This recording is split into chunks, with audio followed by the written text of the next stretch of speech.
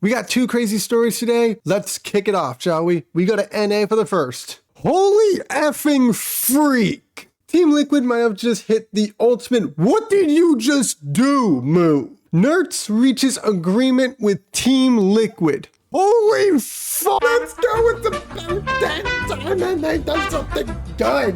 NA might have just made the move of the off-season so far. Nerds, the star rifler from former Ents and currently for Heroic, is one of the best riflers in CS2 right now. In big events in 2024 against top 20 teams, he had a 112 rating, an ADR of an 82, and an impact of a 122. That's ridiculously incredible numbers. And that's not against tier 3 or tier 4 teams. That's against top 20 teams. Dear gosh, that's good. And during the major, that went to an outrageous 115 rating with an impact of a 1.30 and a near 84 ADR. This man is putting up Elige numbers and making it further because he's on Heroic. And even better, there's very little clashing with twists on rolls, which means if this move actually happens, the roster looks like Nerds the Superstar, Naf the Star Rifler, Twist the Star Rifling IGL, Ultimate the Ultimate Wildcard, and JKS the Anchor. Sorry, but that's a dang good roster. And yes, I realized that I said Team Liquid's a juggernaut team a year ago, and that aged like milk. Made in 1965. But this time it's real. Should Nerds actually sign with Liquid? But with this revelation, Heroic would be losing their star player, which, yikes. If true, that means all 4 members, Cadian, Yabi, Stavin, and now Nerds, would have left the team in the past 13 months. That's ultra rough. But still, they do have Tessis and Shush with Deegster, who can now step up their game if this move comes into fruition. And you still have half a month to look for another rifler before entering Blast Bounty Season 1. So Heroic should be alright. But Liquid, holy shiz! Did you just give your fans the ultimate holiday gift? Potentially signing one of the best star riflers to boast your already major playoff team just a day after benching your Yekindar? Like, Liquid, dang dude, good on you. Maybe this could be the final piece of the puzzle to finally get you over the hump. That is, unless Elige wants to sign with you too. Hey, either way, if a deal is done, I'm insanely happy for Liquid. It's about dang time something really good happened to this organization, ever since Twist came in. Although that ultimate signing was pretty good now, wasn't it? So that was the good news from NA, and now it's the bad news from CIS. I genuinely think Virtus are out of their freaking minds! When they benched Jame, I knew for a fact they were done and looking for a new Opper IGL combo. Now with this crazy news, I'm not sure of anything they're doing anymore. Norbert has been benched. Again. That's it, mister. You just lost your brain privileges. Bruh, what is benching your anchor even going to do? Legit, he was Virtus's version of JKS from G2. Only a little bit worse. Giving him anchor and all the cruddy jobs, the rifler isn't going to be putting up great numbers. But he's going to make sure shiz doesn't hit the fan. You benched him, then brought him back twice. So you knew he wasn't the problem. I mean, come on, he's better than Nexa. Oh no. Virtus, do not go out and get him. But speaking of going after someone, this does bring up something kind of interesting.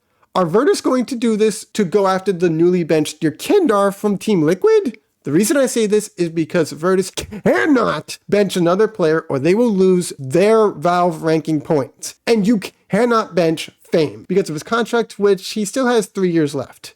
Besides, him, Electronic, and Flit, that's actually a pretty good trio, as long as Electronic can, get the ball rolling. Now, to be fair, Fame was okay. Not bad, but certainly he could do a lot better. But back to Yekindar for a second. Just think about if he goes back to Virtus and dominates like he used to.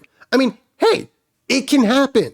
It doesn't solve the whole Opper IGL problem, but he is a piece that Fame, Flit, and Electronic should be welcome to. After all, Prime Yekindar was the best opener and entry fragger in Counter-Strike. If he returns to that aggressive rifler and starts dominating, it could turn this whole roster back into a powerhouse.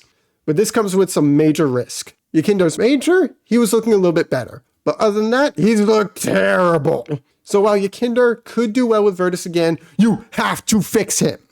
But you have the whole offseason to do that if you sign him. So I think he'd be a good piece to fit, even if some of the roles might clash a little bit. But back to the Opper IGL problem. Say you do get Yekindar. Then finding that duo threat Opper is going to be difficult. I still think Art Frost and Icy would be a decent idea. But here's another idea. But it's crazy. Like, insanely crazy. Does Virtus go after a Streisand or an Alistair? Well, Ali has been benched. The move on Streisand is still unofficial, but we all know it should be happening pretty soon. So with the German-Australian Opper both available at a very high ceiling, it could be legit options. The only problem is they're not Russian, so I can imagine it might be tough to figure out the language barrier. So Yekindar, either Streisand or Alistair, Fame, Flit, and Electronic could be a possible lineup for Virtus heading into 2025. But if Virtus ultimately say no to getting Yekindar back, I could see them getting Hobbit back from one win and putting him back at IGL, and possibly Anchor role too. That wouldn't be a bad move. You keep the roles that you have too. Streisand Ops, Hobbit IGLs, Electronic goes back to a Star Rifler role, and Flit and Fame go back to their 2023 forms, doing what they do best. Click heads. Honestly, that could be a decent roster if they have the patience to let it run 6 to 8 months to get chemistry going. Well, an out of nowhere update, Virtus Pro are targeting Flamus.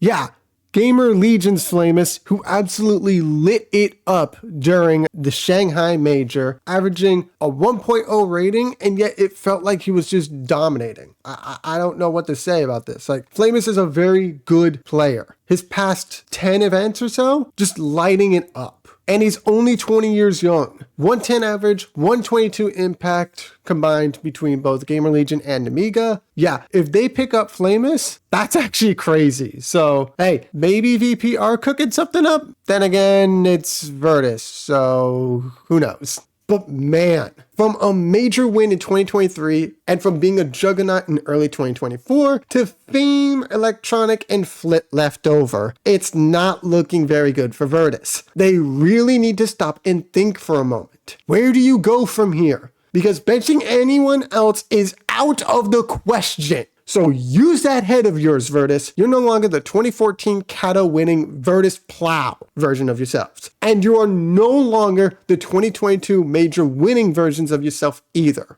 It's time you figure out your new identity and show the world this new Virtus is ready to win some games. Figure this shiz out, or you'll be knowing real soon what a real dumpster fire is going to look like.